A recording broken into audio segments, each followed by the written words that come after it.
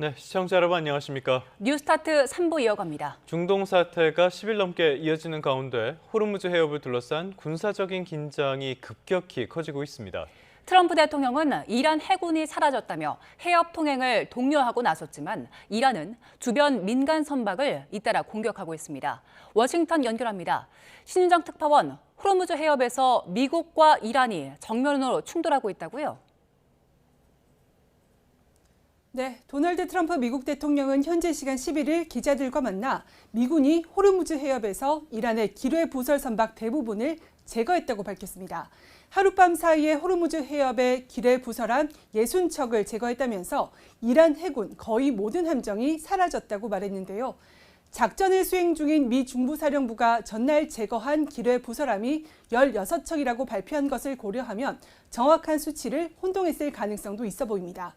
트럼프 대통령은 석유 회사들의 호르무즈 해협을 통한 석유 운송 재개를 독려할 것이냐는 질문에 그렇게 해야 한다고 말했습니다. 직접 들어보겠습니다. Yeah, I think they should. I think they should. I think they should use this. In my opinion, look, we took out just about all of their mine ships in one night. We're up to boat number 60. 미군도 호르무즈 해협 일대에 대한 압박 수위를 높이고 있습니다. 미 중부사령부는 이란 정권이 호르무즈 해협을 따라 위치한 민간 항구를 군사작전에 활용하며 국제 해운을 위협하고 있다고 주장했습니다. 그러면서 민간 항만시설도 안전지대가 아니라며 민간인 대피령을 발동해 향후 공습 범위가 항구 전반으로 확대될 가능성을 시사했습니다. 이에 맞서 이란은 민간 선박 공격으로 맞서며 긴장을 더 끌어올리고 있습니다. 이란 이슬람 혁명 수비대는 이날 이스라엘 회사가 소유한 화물선과 태국과 일본 선적 컨테이너선 등 4척을 공격했다고 밝혔습니다. 경보를 무시한 채 운항했기 때문이라면서 호르무즈 해협을 지나려면 이란의 허가를 받아야 한다고 경고했는데요.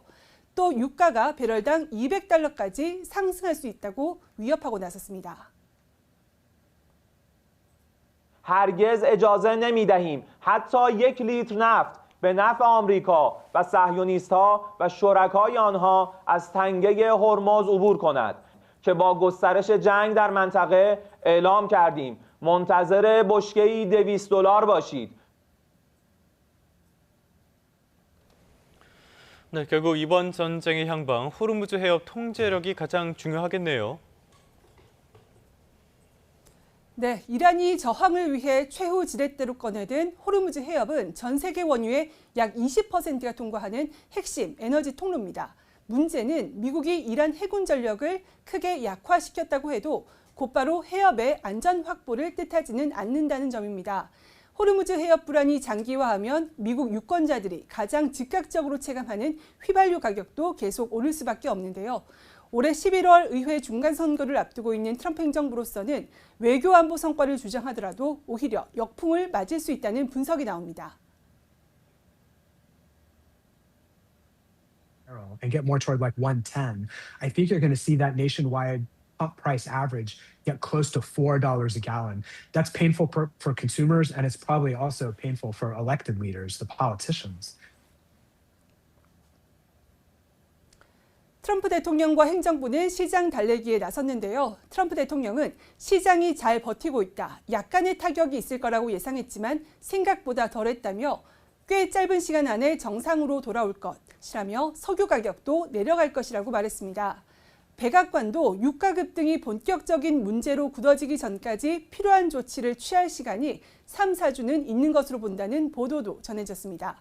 더그 버건 미 내무장관은 방송 인터뷰에서 지금 상황은 세계적인 에너지 부족이 아니라 일시적인 운송 차질이라면서 각국이 비축유를 사용하는 것은 적절하다고 밝혔습니다.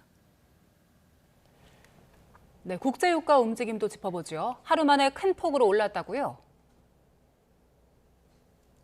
네, 국제에너지기구가 주도한 역대 최대 규모의 전략 비축유 방출 계획에도 시장은 호르무즈 해협의 봉쇄에 따른 공급 차질 가능성을 더 우려했습니다. 현재 시간 11일 런던 ICE 선물거래소에서 5월 인도분 브렌트유 선물 종가는 배럴당 $91.98로 전장보다 4.8% 올랐습니다. 뉴욕 상업거래소에서도 4월 인도분 서부 텍사스산 원유가 전장 대비 4.55% 오른 배럴당 87.25달러에 마감했습니다. 국제에너지기구가 32개 회원국이 4억 배럴 규모의 비축유를 방출할 예정이라고 발표했지만 이란이 호르무즈 해협 봉쇄 의지를 다시 강조하면서 국제 유가를 낮추는 데 실패했습니다. 지금까지 워싱턴에서 YTN 신윤정입니다. 페제시키안 이란 대통령은 미국 이스라엘과의 전쟁 종식을 위한 조건으로 침략 재발 방지 보장을 제시했습니다. 페제시키안 대통령은 시온주의자 정권과 미국이 촉발한 전쟁을 끝낼 유일한 방법은 이란의 정당한 권리를 인정하고 배상금을 지급하며 공격 행위 방지에 대한 확고한 국제적인 보장을 하는 것뿐이라고 강조했습니다. 블룸버그 통신도 관계자들을 인용해 이란이 미국과 이스라엘 모두의 공습 재발 방지 확약을 휴전의 조건으로 중재 측에 전달했다고 전했습니다. 지금 이번 전쟁에서는 3천만 원짜리 드론을 60억 원짜리 미사일로 요격하는 소모전이 이어지고 있습니다. 미국 역시도 부담이 클 수밖에 없는데요. 트럼프가 레이저 무기를 언급했습니다. 이런 가운데 국제 유가는 급등했고 뉴욕 증시는 혼조세를 보였습니다. 뉴욕에서 이승윤 특파원입니다. 미국이 차세대 무기로 개발한 레이저 무기. 이란 전쟁에서 탄도미사일을 격추하기엔 한계가 뚜렷하지만 드론을 상대하기엔 제격이란 평가를 받고 있습니다. 전쟁이 3천만 원짜리 드론을 60억 원짜리 패트리엇 미사일로 요격하는 소모전으로 전개되자 트럼프 대통령은 레이저 무기를 대안으로 제시했습니다. The Patriots have been unbelievable and other things. And the laser technology that we have now is incredible. It's coming out pretty soon. Where literally lasers will do the work of at a lot less cost. 아직 실전 검증이 더 필요한 레이저 무기를 언급한 건 한국을 비롯한 동맹국에서 방공포대를 중동으로 반출할 정도로 다급한 사정을 반영한 것으로 풀이됩니다. 그동안 여러 차례 탄약과 무기엔 문제가 없고 심지어 영원히 전쟁을 지속할 수 있다고 호언장담한 것과는 딴판입니다. 이란의 공격으로 호르무즈 해협에서 민간 선박이 잇따라 피격되면서 국제 유가는 다시 급등했습니다. 뉴욕 증시 3대 지수는 혼조 마감했습니다. 미국의 2월 소비자 물가 지수 CPI는 전달 대비 0.3% 상승했고 전년 대비 2.4% 오르며 모두 시장 전망치에 부합했습니다. 하지만 3월 CPI부터는 이란 전쟁에 따른 유가 급등이 반영돼 인플레이션 우려가 고조될 전망입니다. 물가가 어느 정도 안정됐지만 트럼프 대통령이 시작한 이란 전쟁이 트럼프 대통령이 그토록 바라던 금리 인하를 막게 될 것으로 보입니다.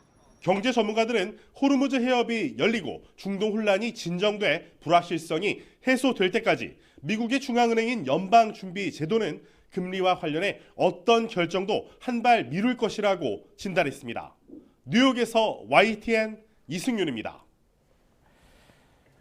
트럼프 대통령이 이란 내 목표물들을 오늘 오후에라도 제거 가능하다고 엄포를 놨는데요. 하지만 이란은 전쟁의 그림자가 걷어질 때까지 싸울 거라고 주장하고 있습니다. 중동 전쟁 상황을 전문가와 함께 짚어보겠습니다. 김열수 한국군사문제연구원 안보실장과 함께합니다. 실장님, 네, 안녕하세요. 네. 자, 중동 전쟁이 어느덧 13일째 접어들었는데 트럼프 대통령은 원하는 목표를 이루면 전쟁을 끝내겠다 이렇게 얘기를 하고 있지만 이란은 그럴 생각이 없어 보이거든요. 이란에서 지금 어느 정도 원하는 바가 이루어져야 될 것 같아요. 네, 지금 트럼프 대통령의 이 군사 공격은 지금 3단계로 접어들었다고 생각합니다. 그래서 1단계는 적 지도부를 제거하는 거니까 첫날에 공습을 통해서 하메이니를 포함해가지고 48명의 군사 지도부, 그다음에 안보 지도부를 다 제거를 했잖아요. 두 번째는 이란의 군사력을 현저히 저하시키는 건데 그것은 이제 드론이라든지 그렇지 않으면은 이 미사일이라든지 이런 것들을 갖다가 이제 타격하고 해군력을 완전히 없애는 거거든요. 그러니까 해군력은 거의 없어졌다고 봐요. 지금 이제 기뢰부설함 정도의 수상함 정도 몇 척 남아 있는 걸로 저는 이제 판단하고 있고요. 3단계로 지금 접어들었다는 것은 이제 대규모의 공습을 어제부터 이제 시작을 한 거잖아요. 그것은 결국 이제 인프라로 들어갑니다. 인프라. 근데 더 이상 타격할 데가 없으니까 인프라를 타격하는 건데 그 인프라는 두 가지가 있어요. 하나는 이제 군사적 인프라가 있고 또 하나는 이제 사회적 인프라가 있거든요. 그 군사적 인프라는 결국은 무기 체계를 만들고 탄약을 제조하는 생산 시설, 공장 그걸 타격하는 거고요. 그럼 사회적 인프라는 지금 오늘도 트럼프 대통령이 얘기했다시피 지금 해안에 있는 민간 선박들 이란에 그것들 민간인들 다 피해라. 그러니까 결국 그게 이제 사회적 인프라가 되는 거잖아요. 거기에 있는 그 뭐라고 할까요? 그 항구 시설 그걸 완전히 타격하겠다라고 하는 거거든요. 그러한 이유 중에 하나는 지금 거의 그 이란의 해군력이 다 소멸이 되었기 때문에 지금 거기 있는 민간 선박을 이용을 해서 어뢰를 다시 부설할 수도 있거든요. 그렇기 때문에 그것까지 다 타격을 하고 있는 거예요. 그렇기 때문에 이제 민간 공항으로 넘어가요. 그리고 이제 사회적 인프라가 되는 이란의 주 생산 기지가 될 수 있는 산업 공장이 밀집해 있는 그런 이제 지역에 대해서 폭격을 하게 되겠죠. 그런데 이제 이렇게 되면 이제 트럼프 대통령이 얘기한 것처럼 어느 정도 목표를 이제 군사적 목표를 달성했다고 그래서 이번 주말까지만 하고 이번 주말은 아니라고 그랬으니까 이번 주 하고 다음 주 정도는 이제 이렇게 이제 전쟁 승리를 선포하고 그만두려고 했는데 지금 우리 앵커님 질문하신 것처럼 이란의 생각은 좀 다른 것 같습니다. 이란 정부의 생각이라기보다는 오히려 혁명수비대의 생각이라고 봐야 되는데요. 끝까지 자기네들은 버틸 수 있다라고 얘기를 하는 거고 그래서 지금 현재는 호르무즈 해협을 사실상 통제하고 있고 그리고 이제 완전히 호르무즈 해협 전체를 죽음의 바다로 만들기 위해서 기뢰를 부설하겠다고 지금 엄포를 놓고 있는 거거든요. 이런 상황이기 때문에 이란은 이제 이 상태에서 나는 뭐 휴전하거나 중재에 나설 생각이 없다. 협상에 나설 생각이 없다. 이런 거죠. 이란의 생각은 좀 더 끌고 가겠다는 생각이고요. 미국의 생각은 마무리를 하겠다는 그런 생각에서 조금 서로 견해가 좀 다른 것 같습니다. 지금 네타냐후 총리도 여기에 동의를 하지 않을 것으로 보이고 이란도 마음대로 끝낼 수 없다는 입장인 건데 트럼프 대통령이 원하는 대로 전쟁을 끝내려면 이란이 원하는 말을 어느 정도는 들어줘야 될 것 같은데 어떻습니까? 지금 이제 이란에서도 서로 다른 말이 나오고 있거든요. 혁명수비대는 이제 이란을 내가 이제 전쟁을 끝낸다라고 얘기를 하는데 엊그제 이란의 외교부 차관이죠. 우리말로 하면. 그 외교부 차관이 먼저 공습을 끝내야 그다음에 뭐 무슨 일이 있을 거 아니냐 이렇게 얘기를 한단 말이죠. 그리고 이제 뭐 러시아도 그렇고 중국도 그렇고 프랑스도 그렇고 또 다른 몇 나라들도 중재에 나서겠다고 얘기한단 말이에요. 그러면 우선 공습을 끝내면 이라는 이제 그 조건을 달았잖아요. 그러면은 공습을 끝내면은 무슨 뭐 중재를 한번 해보든지 뭘 해보겠다는 그런 생각을 이란 자체 내도 가지고 있는 것이죠. 그렇기 때문에 이게 뭐 계속해서 이렇게 갈 수 있는 것은 아니고요. 그래도 좀 이렇게 협상의 여지는 좀 남아 있다고 그러는데 아마 이란에서 요구는 그러니까 여러 가지 요구들이 있겠죠. 첫 번째 요구, 두 번째 요구 또 협상을 하면서 자신들이 이제 결정적으로 요구하는 게 있을 때 첫 번째 요구는 뭐겠어요? 우선 공습 끝내라. 이게 이제 이란 외교부 차관이 얘기하는 것처럼 그게 첫 번째가 될 거고 두 번째는 지금 이제 무스타바가 죽었는지 안 죽었는지 부상을 당했는지 뭐 이런 것 가지고 논란이 많이 있지 않습니까? 그래서 무엇이 어떻게 되든지 간에 지금 무스타바의 안전을 보장을 해라. 그러면은 결국 그 신정 체제를 손대지 말아라. 그러니까 그렇죠. 이란의 헌법 체제 자체를 손대지 말아라라고 하는 거거든요. 요 두 개가 제일 첫 번째 요구사항일 겁니다. 그러면 이게 요구사항이 오케이 하면 그 다음에 이제 두 번째 단계의 협상이 있고 세 번째 단계의 협상이 있을 거거든요. 그래서 제가 볼 때는 시그널은 충분히 가능할 거라고 봐요. 우선 공습이 끝나면은 일단 공습은 더 이상 안 하게 되는 거고요. 그 과정 속에서 좋다. 그러면은 내가 베네수엘라에서 한 것처럼 마두로 축출했으니까 이란에서는 대신에 하메네이 죽었잖아요. 그 하메네이 아들은 지금 베네수엘라에서 로드리게스 부통령을 그대로 대통령으로 선계시켜가지고 지금 베네수엘라의 입법부, 사법부, 행정부 아무것도 손 안 대고 그대로 있는 거잖아요. 그것처럼 여기도 좋아. 아들 무스타바 그대로 있게 하고 그냥 이란 신정체제 가지고 해줄게. 요거까지만 하면 되거든요. 그 정도 되면은 그래도 협상의 여지는 있지 않겠는가 이렇게 봅니다. 이란은 아직은 전쟁을 끝낼 생각이 없어 보이고 계속해서 미국의 그 방공망을 공격하고 있는 상황인데 소모전으로 흐르다 보니까 트럼프 대통령이 레이저 무기를 네네. 언급했더라고요. 예, 근데 이게 예. 아직 실전 검증이 더 필요하다는데 예. 좀 많이 급한가 봐요.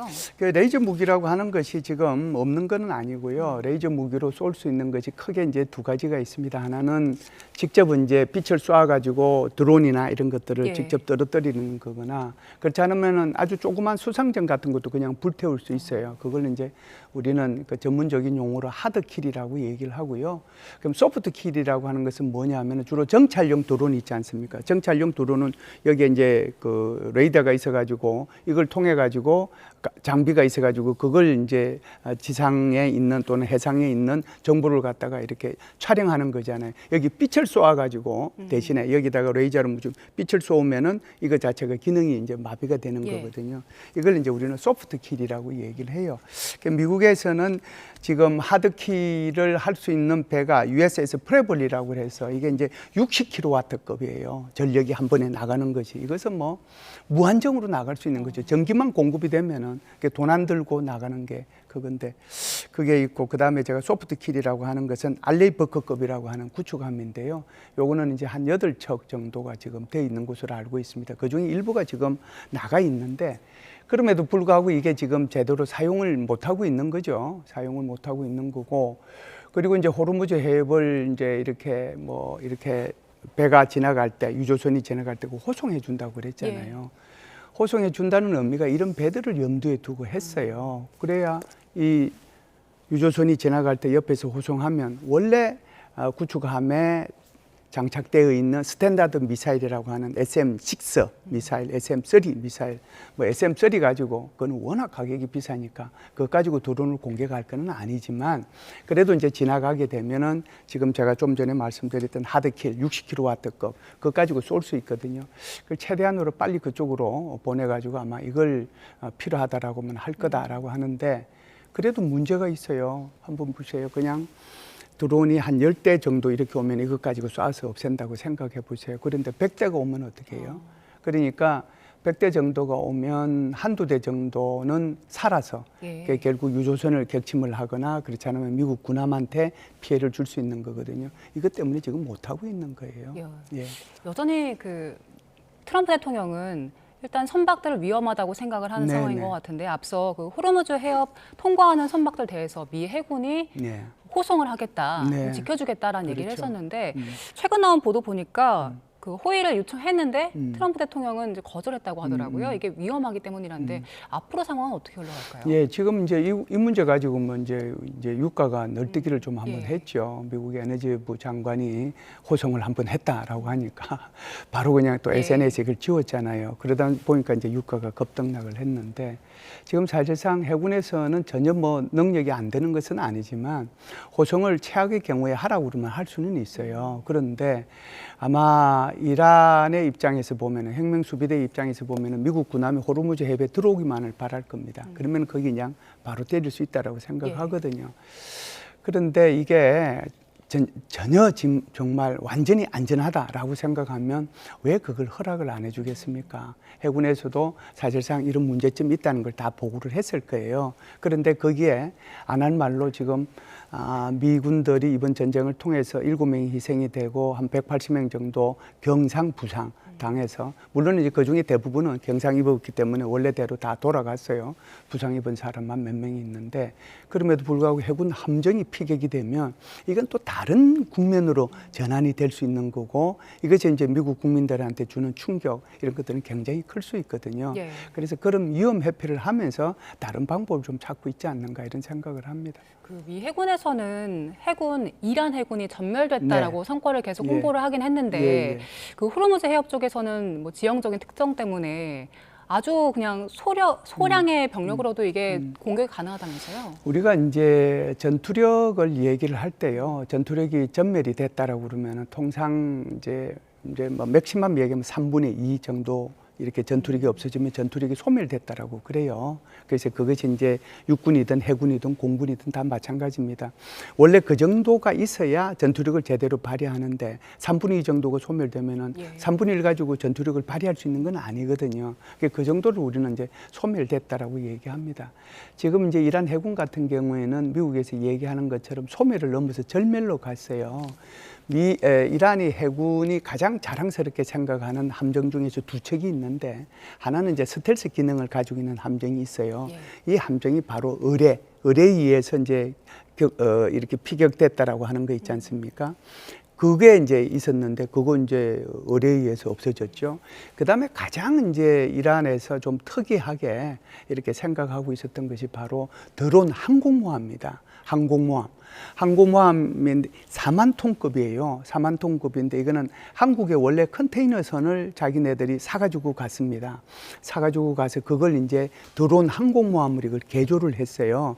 그래서 이 드론 항공모함에는 드론만 실는 것이 아니고 미사일도 같이 실으셔요. 그런데 이거 그냥 바로 이제 미국에서 이거 이제 완전히 격침시켰거든요. 그러면은 그 안에 있는 사람만 죽었겠습니까? 그 안에 있는 수없이 많이 있는 드론, 그 안에 있는 미사일이 다 깔아앉은 거거든요.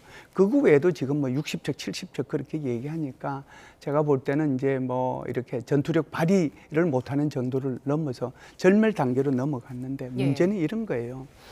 지금은 이제 그러면은 이란의 해군력이 뭐 해군력이라기보다는 이렇게 좀 기능을 발휘할 수 있는 게 뭐가 있는가? 그게 바로 지금 기뢰라고 하는 겁니다. 그래서 이 기뢰 부설함이라고 그러는데 기뢰를 부설하는 거죠. 기뢰 부설함이라고 하는 건데 그게 이제 지금 좀 몇 척이 남아 있는 거죠.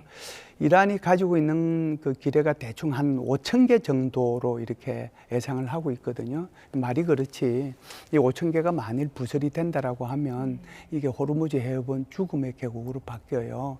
이 기뢰라고 하는 것이 내 팬과 너 팬, 적과 아군을 가리지 않고 배는 무조건 가서 이제 때리게 되거든요. 배가 지나가면 여기 기뢰가 이렇게 둥둥둥 떠다니다가 이렇게 이제 폭파해서 갈 수도 있는 거고, 그 다음에 이제 이 배가 지나가다 보면 자기장을 일으키잖아요. 또 배가 지나가면 수압이 좀 바뀌거든요. 그러면은 여기에 있는 기뢰가 요거 자기장 변하는 거 또는 수압이 바뀌는 것을 보고 그 배를 가서 때리는 거예요. 이걸 이제 감응 기뢰라고 얘기를 합니다. 그 기뢰 정도를 이제 이렇게 부설을 하려고 하는데 지금 이제 다른 외신에 보면은 그 중에서 뭐 몇십 개는 이제 이미 부설을 설치했다라고 이제 얘기를 하고 그러는데 트럼프 대통령이 만일 부설을 했으면 빨리 제거하라. 제거 안 하면 너희들이 정말 국가 재건이 힘들 정도로 이제 완전히 없애버리겠다. 그래서 지금 이란 내에 있는 민간 항구들, 민간 항구들, 거기에 있는 민간인들 다 피해라고 이렇게 경고를 준 이유도 그걸 지금 때리고 있는 거거든요. 그 민간 인프라잖아요. 이 정도 되면은 이제 이란의 입장에서도 생각을 해볼 거예요. 이걸 계속 기뢰를 많이 하게 되면 이게 이제 도움이 되는 건지. 왜 그러냐면 그거는 국적을 안 가리니까 지금 호르무즈 해협에 갇혀 있는 모든 배에 다 그게 해당이 돼요. 그리고 그게 이제 둥둥 떠다녀서 어디로 나오겠습니까? 인도양으로 나오게 되잖아요. 그럼 인도양을 지나가는 상선한테도 피해를 입히게 되는 아주 심각한 문제가 있어요. 그래서 이 부분은 이제 어떻게 할지는 모르겠는데 그럼에도 불구하고 이 기뢰를 제거할 수 있는 배가 없는 건 아니에요. 전문적으로 그 배가 있어요. 그래서 기뢰라고 하는 것은 가장 많이 쓰였을 때가 제1차 세계대전, 제2차 세계대전에 쓰였고요. 6.25 전쟁 때도 우리가 이제 인천에서 상륙작전 한 것만 기억하잖아요. 미국은 함흥으로도 여기에 상륙작전을 하려고 그랬어요. 그런데 그때 당시에 이제 북한에서 여기에 기뢰를 이제 많이 뿌려서 사실상 군함이 들어가기가 곤란했던 그런 옛날 기억들이 있거든요. 그럼 이제 이것을 기뢰를 제거하는 것을 우리는 전문 용어로 소해함이라고 그래요. 그 소해함이 지금 이쪽에 지금 사우디아라비아 반도에 있는 GCC 국가에 미국의 소해함이 거기에 있어요. 근데 그것은 굉장히 비용이 많이 들고 또 오랜 시간이 걸립니다. 그만큼 우리가 육지에서 지뢰를 제거하는데도 굉장히 힘이 들지만 이 해상에서 지뢰를 제거하는 것은 더 어려워요. 그래서 그런 게 있다라고 하더라도 시간이 오래 걸릴 수는 있는 것이죠. 예, 이미 뭐 기뢰가 부설됐다는 보도도 조금 나왔기 때문에 여전한 위협으로 보입니다. 자, 오늘 이야기는 여기서 마무리해 보겠습니다. 김열수 한국군사문제연구원 안보실장과 함께 이란 사태 짚어봤습니다. 고맙습니다. 다음 소식입니다. 첨단 무기의 필수 원료인 히토류. 그런데 미국이 비축한 재고가 2달치뿐이란 보도가 나왔는데요. 이란 전쟁 장기화 여부는 중국의 히토류 수출 통제에 달렸단 말이 나오고 있습니다. 베이징에서 강정규 특파원이 보도합니다.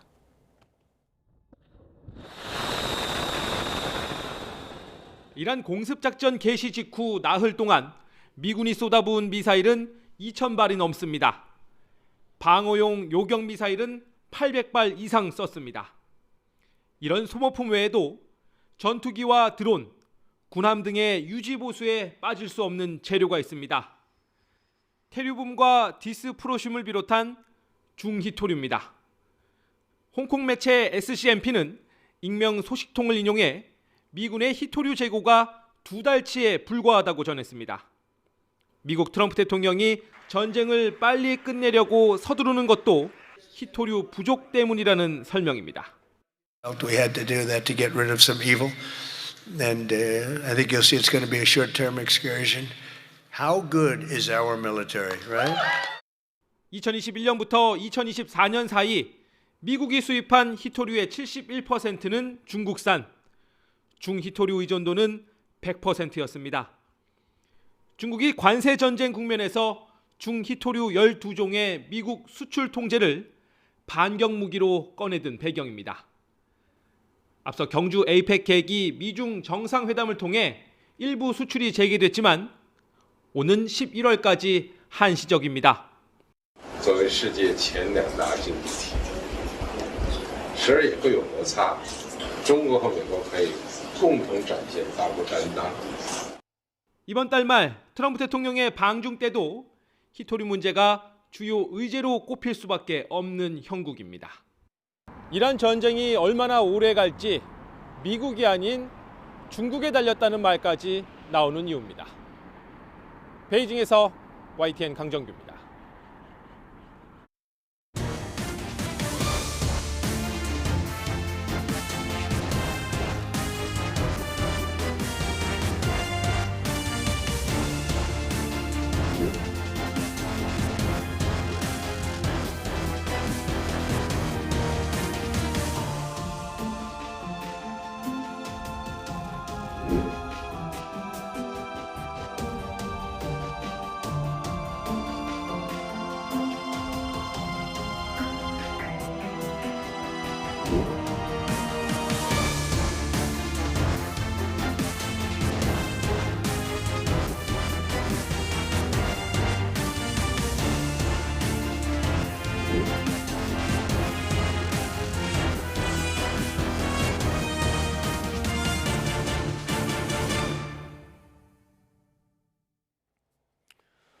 네, 국제에너지기구 IEA의 사상 최대 비축유 방출 결정이 나왔습니다. 하지만 시장에 영향은 미미했고요. 오히려 국제유가는 하루 만에 다시 오름세로 돌아섰습니다. 이정환 한양대학교 경제금융대학 교수와 함께 살펴보도록 하겠습니다. 교수님 어서 오십시오. 자, 유가 이야기부터 해보도록 할게요. 지금 IEA 쪽에서 대규모로 비축유 방출을 발표를 했습니다. 이게 2022년 2월, 그러니까 러시아의 우크라이나 침공 때보다 2배가 넘네요. 굉장히 많은 양이라고 볼 수가 있겠어요. 뭐 사실 이제 이 IEA라는 기구 특성이 예전에 오펙이라 그러죠. 네. 예전에 아니지만 오펙이 예전에 석유를 감산하면서 1974년에 만든 기구라고 보시면 될 것 같고, 오펙이 석유를 생산하는 나라들의 어떤 기관이라면 IEA는 석유를 소비하는 나라들의 큰 기관이다라고 이야기할 수 있겠습니다. 네. 그런 이야기는 어떤 거냐면 IEA에서는 유가 안정을 최우선 목표로 하고 있고, IEA 회원국들에 대해서 비축유를 보유하라. 그래야 이제 유가가, 특히나 이제 오펙 같은 데서 오펙이란 국제기구가 감산 같은 것들을 결정했을 때 적절한 가격 대응을 할 수 있지 않느냐라는 이야기를 하고, 그렇기 때문에 이제 4만 배럴이라는 감산 이야기가 나왔다고 보시면 될 것 같고요. 이 4만 배럴이라는 감산은 사실 우크라이나 러시아 전쟁이 났을 때 1만 8천 배럴에 비해서 한 2배 이상 오른 큰 규모라고 아마 이해하시면 될 것 같고, 그만큼 지금 이 호르무즈 해협의 어떤 상황들, 이란과 미국의 전쟁 상황들이 원만하지 않으면서 전 세계 어떤 기름의 공급이 조금 위태위태한 것이 아니냐, 이런 것을 좀 나타내는 그런 표시라고 이런 말씀을 드릴 수 있겠습니다. 말씀하신 것처럼 IEA 쪽에서 4억 배럴 규모의 비축유를 방출하겠다라는 발표가 있었는데요. 그렇다면 공급이 늘어나니까 유가에 영향을 미쳤어야 될 것 같은데 오히려 하면서 국제 유가는 급등을 했어요. 어떤 일이 있었던 겁니까? 아무래도 이제 이 효과에 대해서 이야기하는데 아무래도 이 규모를 한다고 할지라도 과연 효과가 있을 것이냐에 대한 이야기가 계속 나오고 있다라고 보시면 될 것 같습니다. 이제 4억 배럴을 방출을 한다고 할지라도 사실 이제 지금 호르무즈 해협 근처 그러니까 중동에서 하루에 감산하는 양이 1,100만 배럴 혹은 1,300만 배럴 이 정도 수준이라고 이야기하고 있거든요. 그 정도라는 이야기는 어떤 거냐면 금방 얼마 못 간다라는 이야기를 기본적으로 드려야 될 것 같습니다. 얼마 못 간다고 드릴 수 있을 것 같고 미국이 생산을 한 좀 늘리면 450만 배럴 이 정도까지 늘릴 수가 있는데 이 미국의 어떤 생산량이 이 중동의 생산량을 도저히 따라갈 수가 없다. 그러니까 이제 중동에서 공급이 되지 않으면 다음에 공급처로 유력한 것이 미국인데 미국의 생산량이 중동의 공급처에 비해서 도저히 중동의 공급량을 따라갈 수가 없는 수준이기 때문에 이게 중장기적으로는 결국은 유가가 올라갈 수밖에 없는 이런 구조가 아닌가라는 의견이 나올 수밖에 없다. 이게 단기적으로는 가격을 더 오르는 걸 막는 효과는 분명히 있겠지만 현물을 이렇게 풀면서 공급을 늘리고 공급을 풀면서 그 가격을 안정시키는 효과가 있긴 하겠지만 중장기적으로는 결국 생산량이라는 게 한정이 되어 있는 거고 생산량이라는 게 한정이 되어 있다는 것은 이제 우리가 공급이라든지 공급 부족 같은 것들을 명확하게 예측할 수가 있기 때문에 또 이러한 신호 자체가 전쟁이 장기화될 수도 있다라는 신호로 해석이 될 수가 있기 때문에 유가가 많이 올라간 상황이다. 특히나 또 뉴스도 있었죠. 어제는 이란이 규례 배설을 본격적으로 한다든지 이런 뉴스들이 겹치면서 유가가 상승하게 된 이런 양상을 보였다라는 말씀드려야 될 것 같습니다. 지금 이란 쪽에서는 계속 유가 200달러라는 엄포도 놓고 있으니까요. 트럼프의 생각과는 완전히 다른 방향으로 가는 것이 아닌가 우려도 드는데요. 일단은 서부 텍사스산 원유라든지 브렌트유가 90달러 다시 육박을 하고 있는 상황이라는 점까지 말씀을 드리겠습니다. 자, 그렇기 때문에 우리나라도 고민이 굉장히 깊어진 것 같아요. 이번 방출에도 같이 참여를 하기로 했고요. 또 하나 석유 최고 가격 지정제 이것도 시행을 한다고 합니다. 요게 30년 만에 다시 도입이 되는 건데 이 여파는 어떻게 보세요? 사실 이제 IMF 이후에 일종의 사장됐던 제도가 다시 등장하다고 보시면 될 것 같고요. 이 근간에는 아무래도 기름값들이 뭐 하루 사이에 100원 이상 오른다, 뭐 120원이 오른다. 이게 너무 기름가격이 빠르게 올라가다 보니까 소비자들이 대응할 수가 없다라는 이런 이야기들이 있습니다. 특히나 이제 유가 같은 경우, 이 기름가 같은 경우에는 전국의 운송망에 직격탄을 미칠 수밖에 없는 거고, 경유가 특히 최근에 아무래도 경유가 산업용을 많이 쓰다 보니까 가격이 더 가파르게 오른 것이 아니냐. 산업용 같은 경우에는 재고 수요가 많고, 재고 수요가 많다는 얘기는 이런 위기 상황이 왔을 때 빨리 어떻게 보면 수요를 하려는 수요 같은 것들이 많기 때문에 빨리 비축하려는 수요 같은 것들이 많기 때문에 결국 좀 경유 가격 같은 것들이 빨리 올라가면서 시장의 변동성이 너무 커지게 되고 이것이 민생 안정에까지 큰 영향을 미치고 있는 상황들이라 이러한 어떤 석유에 대해서 최고 가격제를 할 것이다라는 이야기가 나오고 있고요. 덧붙여서 이제 추경에 대한 이야기가 나오고 있거든요. 이 석유 가격을 방어할 뿐만 아니라 혹시나 에너지 바우처 같은 것들을 통해서 지금 이게 최고 가격을 해도 높은 가격에 구매해야 되는 어떤 이런 분들에 대해서는 저소득 계층이라든지 취약계층에 대해서는 에너지 바우처에까지 관련한 내용까지 나오면서 너무 빠르게 올라간 유가에 대응하는 정부의 모습들이 보이고 있다. 이런 말씀 드려야 될 것 같습니다. 알겠습니다. 추경에 대해서 언급을 해주셨는데요. 추경이라는 게 어찌됐건 시장에 돈을 푸는 거기 때문에 이런 것들도 물가를 자극할 우려는 있다라는 지적도 계속 나오고 있거든요. 물가 측면에서 한번 볼까요? 이렇게 유가 오른 거는 당연히 물가에 직접적인 영향을 미치게 되고요. 최근의 흐름을 보면은 팜유 가격이 또 많이 올랐다고 해요. 팜유는 왜 오른 겁니까? 사실 이제 팜유란 것은 보통 뭐 식물성 기름으로 라면을 튀길 때 쓴다든지 튀김용으로 많은 흔히 말해서 이제 저가로 튀김을 만들 때 많은 쓰는 기름이라고 보시면 될 것 같고요. 근데 이제 이것이 바이오 디젤이라고 이야기합니다. 바이오 디젤이라는 건 어떤 거냐면 결국 이 팜유를 바탕으로 이렇게 팜유가 식물성 기름인데 이걸 디젤유를 대체할 수 있는 기름을 만드는 공법이 나온다. 그런 죄송합니다. 그런 것들을 통해서 공급을 할 수 있다라는 이런 말씀을 드릴 수가 있을 것 같고요. 아까 디젤 수요가 훨씬 빠르게 늘어난다라고 이야기했는데 디젤 수요는 산업용 수요고 운송용 수요이기 때문에 이것은 사실 원가 관리가 굉장히 중요한 사항들이고 이렇기 때문에 수요가 빨리 늘어나게 되면은 바이오 디젤에 대한 수요 역시 늘어나면서 팜유 가격도 올라갈 수 있다라는 말씀 드릴 수 있을 것 같습니다. 이렇게 기름 가격뿐만 아니라 팜유 같은 것들 가격이 오르게 되면은 아무래도 물가에는 부정적인 영향을 줄 수밖에 없는 이런 상황들이다. 뭐 우리가 일상생활에 쓰는 것의 가격 역시 올라가는 이런 상황들이다. 이런 말씀 드려야 될 것 같습니다. 팜유 가격이 2주 만에 10% 넘게 올랐다고 있다고 하는데요. 말씀하신 것처럼 과자라든지 라면이라든지 전반적인 튀김류 가격에도 영향을 미칠 수밖에 없을 것으로 보입니다. 물가 관리가 굉장히 어려운 시기가 된 게 아닌가 싶고요. 시장도 한번 볼까요? 어제 시장 장 초반에는 괜찮나 싶었는데 장 후반에는 힘을 많이 잃었어요. 전반적인 상황은 어떻게 보셨습니까? 사실 어제 장 초반에는 뭐 두 가지 호재 같은 게 있었죠. 그러니까 어제 오라클이 클라우드 업체라고 이야기하는데 예. 결국 AI 산업을 어떻게 보면은 전망하는 어떤 바로미터, 어떤 기준이 될 수가 있었는데 오라클의 어떠한 실적 같은 것들이 예상보다 좋으면서 AI 쪽, 결국은 삼성전자나 SK 하이닉스 쪽의 주가를 부양하는 이런 양상들을 보였다라는 이런 말씀을 드려야 될 것 같습니다. 더군다나 이제 삼성전자, 하이닉스, 미래에셋 이런 큰 기업들, 대기업들이 자사주 소각을 통해서 주주 가치를 높이겠다. 결국은 자기 가진 주식들을 이제 완전히 처분하고 경영권 방어회라는 이런 게 쓰지 않겠다라는 의지를 보이면서 결국 주가를 부양하는 양상이 보였는데 그럼에도 불구하고 이제 장 후반부 한 3시, 뭐 2시, 3시 넘어가면서 좀 하락하는 양상이 보이긴 했다. 이것이 뭐 기관 투자자의 영향일 수도 있고 아니면 아까 말씀드린 것처럼 유가의 변동 같은 것도 영향성들이 있는 것 같다라고 보시면 될 것 같은데 워낙 지금 장세가 널뛰기라다 보니까 왔다 갔다 하다 보니까 해석이 조금 여러 가지에도 나올 수가 있고 자그마한 뉴스에도 크게 좀 반응하는 이런 경향들은 분명히 있는 것 같다. 이런 말씀을 덧붙여야 될 것 같습니다. 자, 말씀하신 것처럼 어제는 그렇지 않았지만은 3월 들어서 사이드카 이런 것들 시장에 경고를 주는 조치가 거의 매일 발령이 되는 것 같아요. 지금 저희가 그래픽도 하나 준비를 했는데요. 코스피의 월별 회전율 이게 3월 들어서 2%까지 올라서 전반적인 손바뀜이 굉장히 많이 늘었다. 이런 소식까지 전해지고 있거든요. 이렇게 급등락을 반복하는 시장, 이거 괜찮은 겁니까?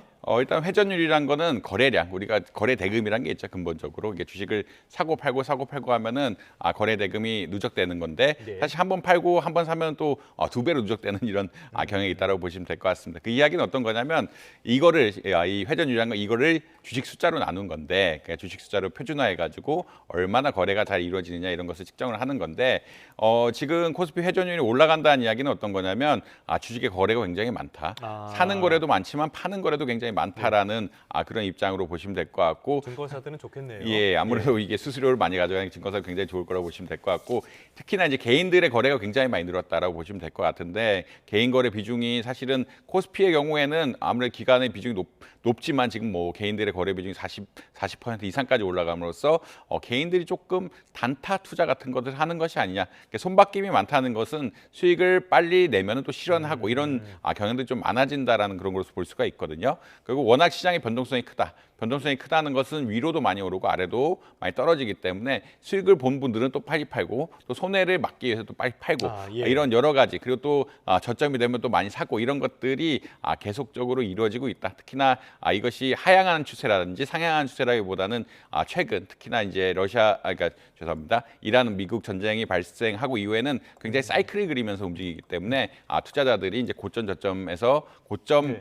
매각, 뭐 저점 매수, 뭐 이런 것들을 다양한 전략들을 통해서 수익들을 뭐 흔히 말해 단타를 많이 하고 있다. 이런 말씀 드려야 될 것 같습니다. 이런 회전율이 높아졌다는 거는 어떻게 보면은 위험 신호라고 볼 수가 있죠. 사고 팔고를 계속 반복하면은 투자자들은 이익을 별로 못 보고 증권사만 좋은 일들이 상당히 많이 발생을 하니까요. 너무 도박성, 투기성 투자에는 조금 조심하실 필요가 있어 보입니다. 오늘은 다른 이슈도 하나 짚어보도록 하겠습니다. 노란봉투법이 이제 정말 시행이 됐어요. 첫날에만 노동자들이 원청을 상대로 교섭 요구 한 8만여 명이 나섰다고 하는데요. 어떤 내용입니까?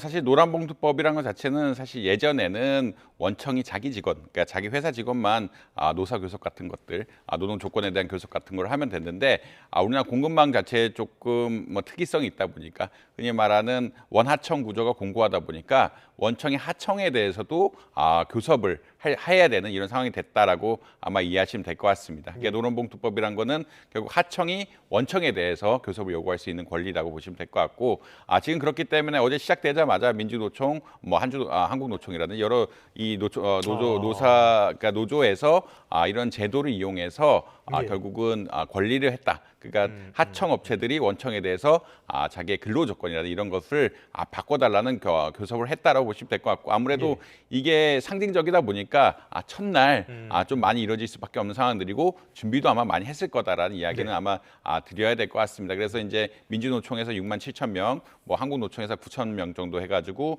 굉장히 이제 어떻게 보면은 빠르게 그러니까 첫날 시행되자마자 빠르게 원하청 관계의 어떤 노동 관계에 대해서 교섭을 진행했다 이런 말씀드려야 될 것 같습니다.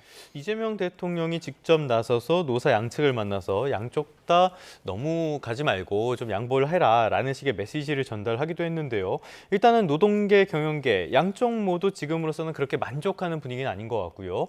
일각에서는 이거 대형 로펌만 신난 거 아니냐 이런 평가도 나오는 것 같아요. 교수님은 어떻게 보십니까? 일단 대형 로펌들이 신난다고 이야기하는 것들은 이런 교섭이라든지 새로운 것들이 생기게 되면 법률적으로 가이던스를 줘야 되고 또 특히나 사측 입장에서 컴플라이언스 같은 것들을 해줘야 되기 때문에 법적으로 문제가 없는 것들을 확인을 해줘야 되기 때문에 이런 것에 대한 이야기가 많이 나오고 있다고 보시면 될 것 같고요. 뭐 경영계에서 불만을 가진 것은 하청 노조는 굉장히 많고 다수인데 교섭 연구를 교섭을 언제 요구할지가 굉장히 어렵다. 반면에 이제 하청 업체에서는 너무나 이제 이 절차 자체가 복잡하다라는 이야기를 근본적으로 하고 있다라는 말씀을 드릴 수 있을 것 같습니다. 그 이외에도 뭐 이것들이 하청 노조 우리나라 사실 자동차라든지 공급망이 굉장히 긴 기업들은 하청 노조가 굉장히 많은데 이 다수를 상대한다는 것 하나의 기업이 다수의 노조를 상대해야 되는 이런 이슈들이 발생을 하면서 산업 어떤 전반적인 부담이 적용되는 것이 아니냐. 그러니까 산업별로 하청이 많은 쪽들이 있고 하청이 적은 쪽들이 있는데 하청이 많은 산업, 뭐 자동차라든지 조선 같은 산업에서는 아무래도 좀 부담이 되는 것이 아니냐라는 이야기가 나오고 있고 뭐 교섭 구조라든지 각각의 다른 하청들이 그 흔히 말해서 층위가 여러 개가 있는데 각각에 대해서 같은 어떤 계약을 내줘야 되는 건지 이런 것들에 대한 불확실성 같은 것들도 굉장히 커지고 있다라는 이런 말씀을 드려야 될 것 같습니다. 일각에서는 경제 위기 속에 이런 노사 갈등이 너무 심해지는 것이 아니냐라는 우려도 나오고 있는데요. 앞으로의 우려가 없도록 제도 운영에 있어서 많은 신경을 써야 되겠습니다. 지금까지 이정환 한양대학교 경제금융대학 교수와 함께했습니다. 오늘 말씀 고맙습니다.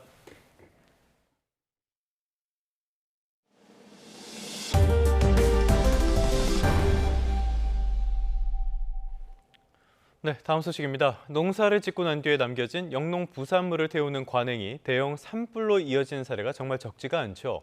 농촌진흥청이 영농 부산물 파쇄 지원단을 꾸려서 소각 관행 근절에 나섰습니다. 최명신 기자입니다. 지난해 3월 경북 의성에서 발생한 대형 산불. 과수원에서 나뭇가지를 태우다가 불씨가 순식간에 번지면서 수만 헥타르의 산림이 허무하게 사라졌습니다. 지난해 발생한 산불 가운데 이처럼 영농 부산물 소각이 원인이 된 경우만 30여 건에 달합니다. 전북 남원의 한 대과수원입니다. 가지치기 후 쌓인 장가지들이 파쇄기 안으로 들어가자 순식간에 톱밥으로 변신합니다. 잘게 부서진 부산물은 다시 밭에 뿌려져 자연스럽게 토양으로 돌아갑니다. 이렇게 잘게 해서 또 토양에 유기물을 직접 넣게 해주는 이 작업이 굉장히 크게 도움이 되고 있습니다. 농진청이 본격적인 영농철을 맞아 전국 130개 시군에 영농 부산물 파쇄 지원단을 가동했습니다. 2,800여 명 규모의 지원단이 산림 인접지와 고령 농가를 직접 찾아가 부산물 수거와 파쇄를 무상으로 돕습니다. 올해 목표 면적은 여의도 면적의 40배인 11,000여 헥타르입니다. 영농 부산물을 파쇄하면 소각산불이 예방되고 미세먼지 발생도 감소시킬 수 있습니다. 아울러 농업 분야에서는 토양 지력 증진과 병해충 발생도 감소시킬 수 있습니다. 농진청은 산불 위험이 큰 5월까지를 집중 파쇄 기간으로 정하고 소각 관행 근절에 속도를 낼 방침입니다. YTN 최명신입니다. 영화 왕과 사는 남자가 천만 영화가 된 뒤에도 흥행 돌풍을 이어가고 있습니다. 개봉 36일째인 어제 누적 관객 수 1,200만 명을 넘어섰습니다. 배급사 쇼박스는 공식 SNS를 통해 1,200만 관객에 감사한다고 밝혔습니다. 이로써 왕과 사는 남자는 2024년 최고의 흥행작이었던 파묘의 누적 관객 수 1,191만여 명 기록도 뛰어넘었습니다. 국내 극장가에서 1,200만 명이 넘는 관객을 동원한 작품이 나온 건 이번이 20번째입니다.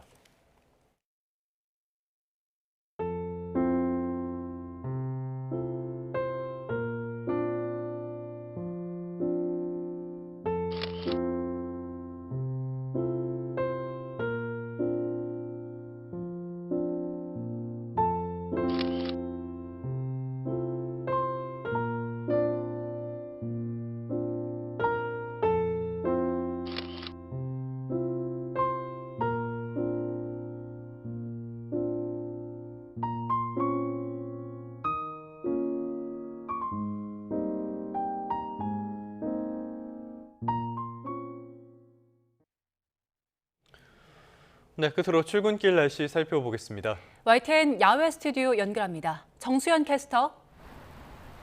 네, 정수연입니다. 네, 오늘도 아침은 다소 쌀쌀한 것 같은데요. 낮에는 어제보다 더 온화하다고요. 네, 계절이 바뀌며 일교차가 크게 벌어지고 있는데요. 현재 서울 기온 1도 정도로 아침 공기는 차갑지만 낮에는 13도까지 오르며 어제보다 온화하겠습니다. 네, 그런데 오늘 동쪽 지역은 비나 눈 소식이 있다고요? 네, 오늘 서쪽과 동쪽 지역의 날씨가 사뭇 다른데요. 서울 등 서쪽 지역은 대체로 맑겠지만 동쪽 지역은 비바람이 불며 굳은 날씨가 예상됩니다. 강원 산간에는 대설특보가 내려진 가운데 피해 없도록 주의하셔야겠습니다. 그럼 먼저 예상되는 눈과 비의 양부터 살펴보도록 하겠습니다. 먼저 비의 양은 5에서 20mm 정도로 많지 않겠지만 천둥, 번개와 함께 쌀아구박이 떨어지는 곳이 있겠습니다.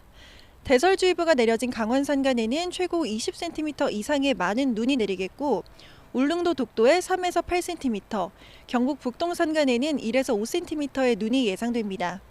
오후부터 밤 사이에는 시간당 1에서 3cm로 강한 눈이 집중돼서 각별히 주의하셔야겠습니다.